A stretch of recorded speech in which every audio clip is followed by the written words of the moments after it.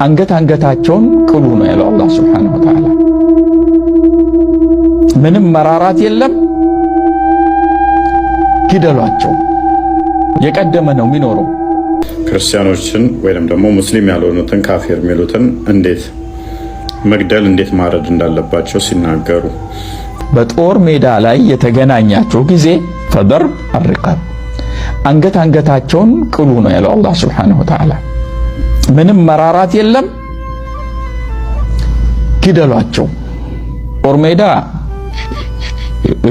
ልከክልህ ቦታ አይደለም። ወይ ትገለዋለህ ወይ ይገለሃል ነው። የቀደመ ነው የሚኖረው። እነዚህን አያቶች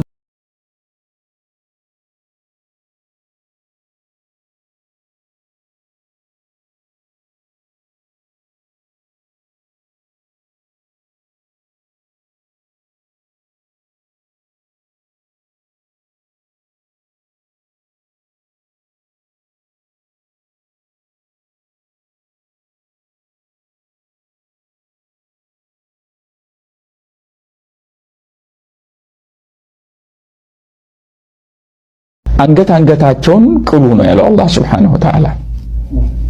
فإذا لقيتم الذين كفروا እዛ የካዱትን ታዳ በጦር ሜዳ ላይ የተገናኛቸው ጊዜ ፈደርብ الرقاب አንገታቸውን ቅሉ ነው ያለው አላህ Subhanahu Wa Ta'ala። ምንም መራራት የለም፣ ግደሏቸው። ጦር ሜዳ ልከክልህ ቦታ አይደለም። ወይ ትገለዋለህ ወይ ይገለሃል ነው። የቀደመ ነው የሚኖረው። እነዚህን አያቶች እየወሰዱ ካፊሮቹ ሹብሃ ይሄው እስልምና የጦርነት እንትን ነው ወይም ገዳይ ነው፣ ግደሉ ይላል፣ አንገታቸውን በሉ ይላል እያሉ ይሰብካሉ። ታዲያ ጦር ሜዳ ላይ ምን ያርግህ? አልጋ ያንጥፍልህ? አበባ ያቅርብልህ? በጦር ሜዳ ላይ ማን ምን ሲያርግ ነው ያያችሁት? ምንም የማይመስል ነገር። በእኛና በካፊሮች መካከል በእምነትና በክህደት መካከል ያለው ድልድይ ሰላት ነው አሉ ነብያችን አለይሂ ሰላም። ፈመን ተረከ ሰላተ ፈቀድ ከፈር። ሰላትን የተወሰው በአላህ ክዷል አሉ። አላህ ይጠብቀን። ሰላት ቀልድ አይደለም። ሰላት እንደ ተራ የምናየው የኢባዳ ዘርፍ አይደለም። ሰላት አላህ Subhanahu Wa Ta'ala ሰሃቦቹን ሪድዋኑላሂ ዐለይሂም አጅማዒን ጂሃድ ላይ ሱብሃንአላህ ጂሃድ ላይ ሆነው የዛን ጊዜ ጂሃድ እንደምታውቁት ከጠላት ከካፊር ጋር ፊት ለፊት ተገናኝቶ በሰይፍ አንገት ለአንገት መቀላላት ነው፣ መተራረድ። በዛ ሁኔታ ላይ ሆነው አላህ ምን አላቸው?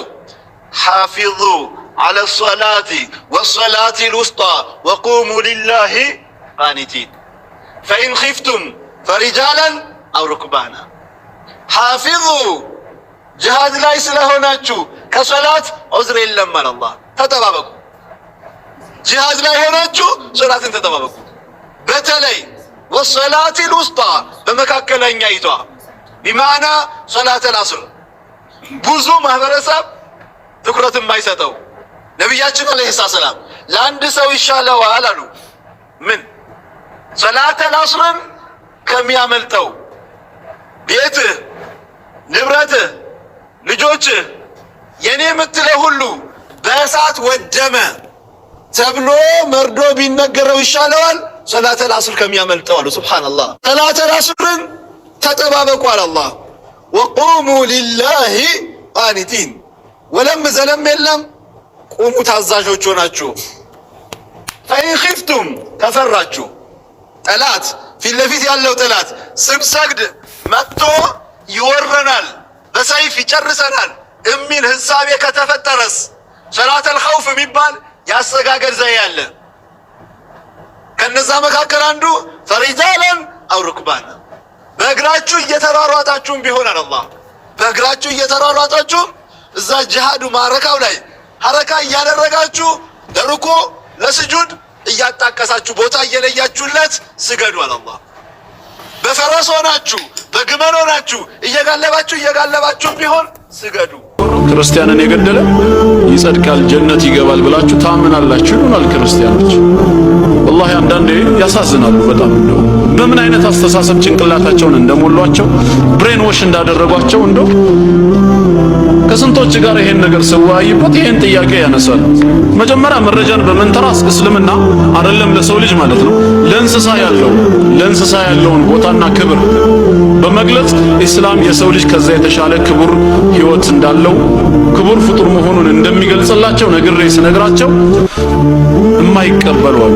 ግን መጨረሻ ላይ መቼም ተግባር ያሳምነዋል ብዙ ሰው እና ብዙ ጊዜ ሲገጥመኝ የምሰጠው የመጨረሻ ምላሽ ምንድነው? ከጥቅሶች በኋላ በሉ እንግዲያውስ ጥያቄውን ወደ እናንተ ነው የማዞረው፣ ምላሹን እናንተው ትሰጡኛላችሁ። ቁርአን ክርስቲያንን በመግደል ጽድቅ ይገኛል ጀነት ትገባላችሁ ብሎ ካስተማረና እኛም ሙስሊሞች የቁርአኑ ተከታይ አማኞች ከሆነ እንዴት ነው እስከዛሬ እናንተ በህይወት የቆያችሁት? ይሄንን እናንተው መልሱልኝ። ይሄ ሐቂቃ ነው። ጀነት መግባት አንፈልግም እንዴ? እንፈልጋለን። አላህ ጀነት ለመግባት ያስቀመጠልን መስፈርት እነሱ ያሉት ከሆነ ሙስሊሙ ያንን ለማድረግ ታዲያ ምንድነው የከለከለው? በብርድ ሰዓት እኮ እንቅልፉን አሸንፎ እኮ የሚነሳ ሰው ትልቅ ትግል እኮ ነው። ሱብሂ ላይ አዛን ሲል አላህ ጠርቶኛል ብሎ በዛ ሰዓት ማለት ነው ከሚስቱ እቅፍ ወጥቶ እንቅልፉንም አሸንፎ በዛ ብርድ ሰዓት ውዱ አድርጎ ወደ መስጊድ የሚሄደው ምን ፍለጋ ነው? የአላህን ረህመት ጀነትን አይደለም እንዴ?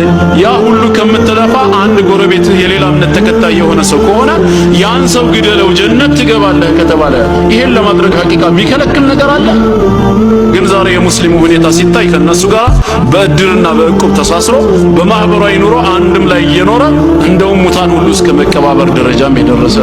እንግዲህ እነዚህ ሙስሊሞች ጀነት አይፈልጉም ማለት ነው። ካልሆነስ ጠላቶች የሚያወሩት ወሬ የተዛባ ምንም መረጃ አልባ ቢስ መሆኑን ይረዱታል ማለት ነው። በዚህ መልክ ሲነገራቸው ብዙዎቹ ይገባቸዋል፣ እውነትም የሚል ደረጃ ላይ ይደርሳሉ።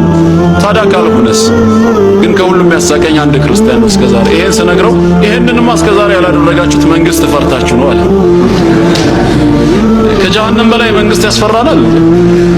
ህግ ፊት እንቆማለን እኛም ይፈረድብናል ብለን ፈርተን ከሆነ እኔ ምን ጨነቀኝ? ጀነት መግባቴ ማለት ነው ከተረጋገጠልኝ፣ አንተን በመግደሌ ካርዱ ከተሰጠኝ እድሜ ልክ እስራት አይደለም ለምን በስቅላት አልቀጣም? ብሞት ወደዛ ነው የምሄደው። ካርዴን ይዤዋለሁ። መንግስት የነጠቀኝ ካርዴን ሳይሆን ምድራዊ ህይወቴን ነው። እዛ ላይ እንግዲህ እንደሚገለጸው ኢስላም ግን ከስሙ ትርጓሜ ጀምሮ የሰላም ሃይማኖት እንደሆነ ሁላችንም የምናውቀው